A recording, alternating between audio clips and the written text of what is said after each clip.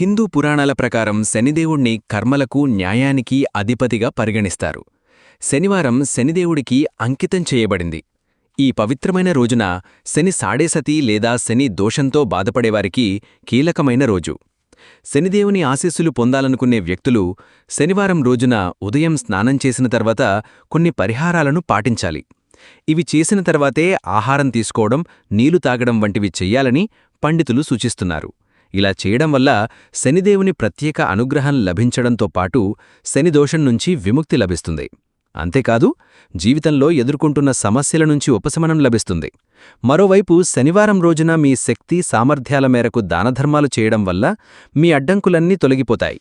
ఈ సందర్భంగా శనివారం రోజున చేయాల్సిన పనులేంటో ఇప్పుడు తెలుసుకుందాం.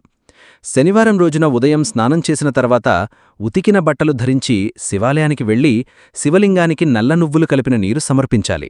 అనంతరం ఓం నమః శివాయ, ఓం శం శనేశ్వరాయః అనే మంత్రాలను జపించాలి. ఈ పర్వదినాన శనిదేవుని ఆరాధన మాత్రమే కాకుండా శివుని ఆశీస్సులు పొందేందుకు శుభప్రదంగా పరిగణించబడుతుంది. ఎవరైతే తమ జాతకంలో శనిదోషం, శని సాడేసతి నుంచి ఇబ్బందులు ఎదుర్కొంటూ ఉంటారో వారందరూ శివుడిని పూజించాలి. ఇలా చేయడం వల్ల శనిదేవుని కోపం తగ్గుతుందని చాలామంది నమ్ముతారు. శనివారం రోజున ఆవా నూనెలో ముఖాన్ని చూసి దాన్ని దానం చెయ్యాలి. ముఖ్యంగా శని మహాదశతో బాధపడేవారికి ఈ పరిహారం ఫలవంతంగా ఉంటుంది. అంతేకాదు, ఇదే రోజున శనిదేవుని ఆలయంలో ఇనుప పాత్రలను దానం చెయ్యాలి. అలాగే ఓం శం శనేశ్వరాయ నమః అనే మంత్రాన్ని 108 సార్లు జపించాలి.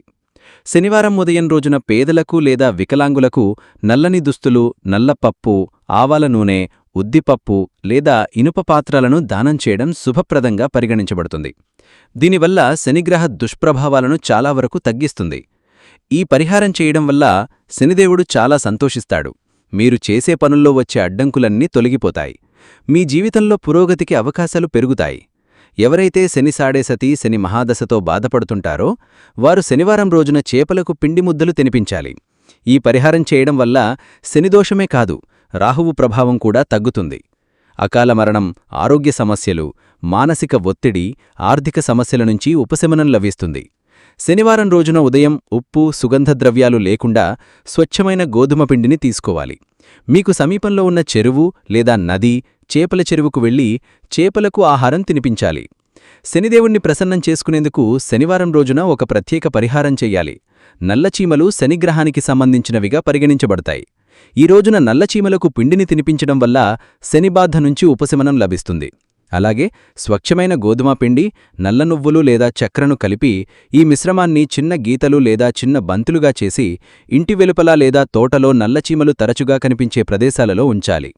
ఇలా చేయడం వల్ల శని ప్రతికూల సమస్యల నుంచి ఉపశమనం లభిస్తుంది.